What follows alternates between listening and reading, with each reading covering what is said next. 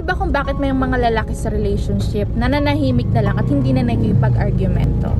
Some of their partners always wants explanation but doesn't validate their partner's feelings. Minsan kasi, isa sa ayaw ng mga lalaki, nagpapaliwanag sila tapos ika-cut off mo sila nang hindi pa sila tapos magpaliwanag. Kaya mas lalong gumugulo yung usapan kasi hindi ka open makinig sa kung ano yung gusto nilang sabihin. At kung minsan nagsasabi naman sila, ini-invalidate mo rin kung ano yung nararamdaman nila. Minsan kasi yung mga lalaki, hindi talaga sila sanay na magpaliwanag ng pasigaw. Minsan yung gusto nila kung kaya ayusin yung problema sa mahinahon ng paraan, sana ganon. Kasi yung mga lalaki, meron din naman yan silang pride pero nilulunok nila dahil ayaw na nila ng gulo pa.